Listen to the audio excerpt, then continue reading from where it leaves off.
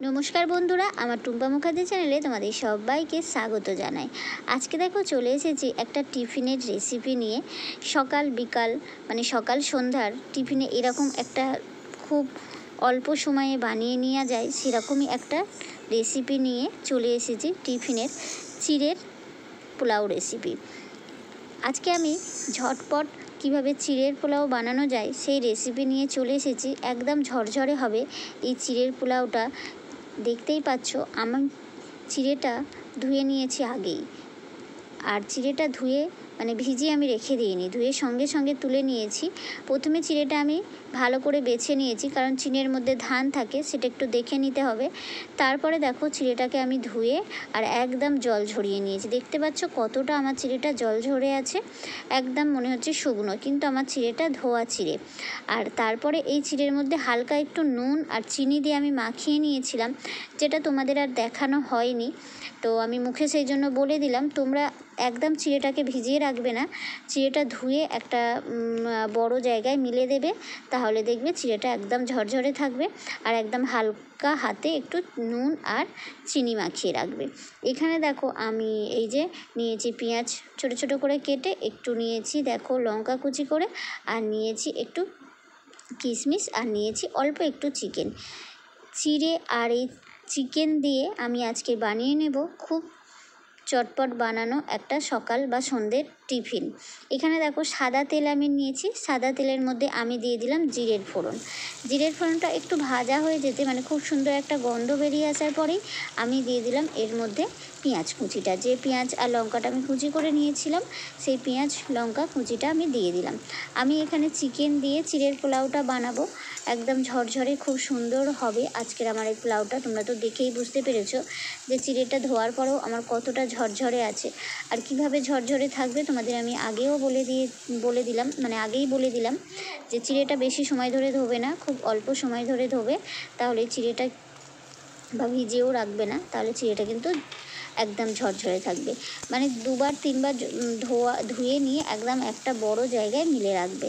তারপর হালকা হাতে একটু নুন আর একটু চিনি দিয়ে মাখিয়ে নেবে, তাহলেই ব্যাস ঝরঝরে হয়ে থাকবে। আর এখানে দেখো পেঁয়াজটা ভাজার পরে আমি যে এক বাটি পড়ে থাকা ঘরের অল্প একটু চিকেন দিয়ে তোমরা এটা বানিয়ে নিতে পারো। আমিও সেরকম অল্প একটু চিকেন দিয়ে দেখো একদম ভেজে নিয়েছি পেঁয়াজের সাথে। দেখতেই পেয়েছো কতটা সুন্দর চিকেনটা আমার ভাজা হয়েছে। তারপরে দেখো দিয়ে দিলাম এর মধ্যে আমি নুন, তারপরে দেখো আমি দিয়ে দিলাম হলুদ। ব্যাস, আমি আর এর মধ্যে অন্য কোনো মশলা অ্যাড করব না, যেহেতু চিড়ের পোলাও, তাই আমি চিনি দিয়ে দিলাম, আর একটু বেশি করেই দিলাম, যেহেতু পোলাও তাই একটু চিনিটা দিলে ভালো লাগবে। তাই দেখো একটু চিনিটা আমি দিয়ে দিলাম, যাতে স্বাদটা খুব সুন্দর আসে, মিষ্টি মিষ্টি খেতে লাগে। আর আমি কোনো মশলাই এর মধ্যে দেবো না। আর কি দেবো না দেবো অবশ্যই তোমরা দেখতে পাবে, আমার সাথে থাকো। ভিডিওটা কেউ স্কিপ করে দেখো না, ছোট্ট একটা ভিডিও, যদি স্কিপ করে দেখো তাহলে কিন্তু বুঝতেই পারবে না এতটা সুন্দর ঝরঝরে চিড়ের পোলাওটা আমি কিভাবে বানালাম এত কম সময়ে। দেখতেই পেয়েছো চিকেনটা আমি খুব সুন্দর করে ভেজে নিয়েছি।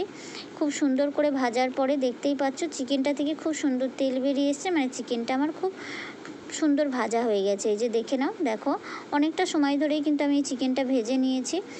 তোমরা একটু সময় ধরে চিকেনটা ভেজে নেবে, ব্যাস তাহলেই হবে। আর এই যে দেখো চিড়েটা দেখতে পাচ্ছ আমার কতটা সুন্দর সাদা, আর কতটা সুন্দর আমি ধুয়ে নিয়েছি, দেখতেই পাচ্ছ, আর একদম ঝরঝরে আছে।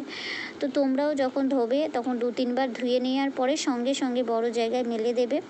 যদি হাওয়ার নিচে দিতে পারো তো খুবই ভালো হয়, তাহলে চিড়েটা এরকম ঝরঝরে থাকবে।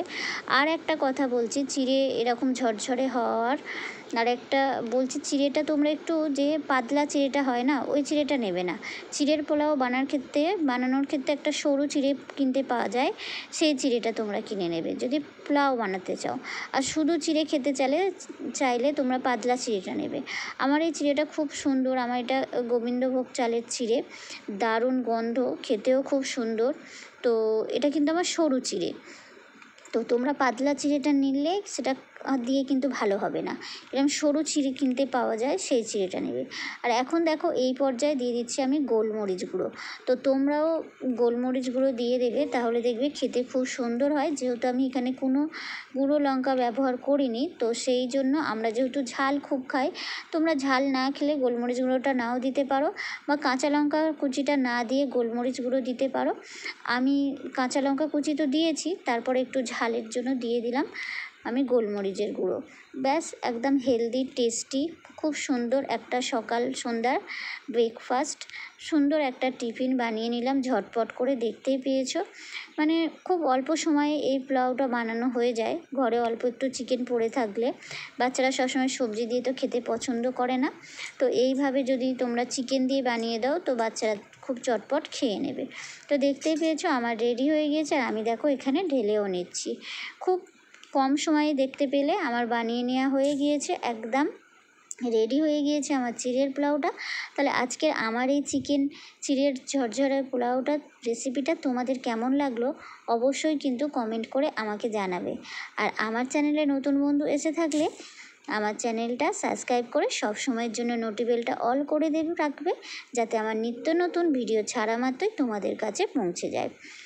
আর আবারও প্রতিদিনের মতো বলবো, সবাই বেশি বেশি করে শেয়ার করে দিও আমার ভিডিওটা, লাইক দিও। অনেক অনেক ভালোবাসা, সবাই ভালো থেকো, বাই বন্ধুরা।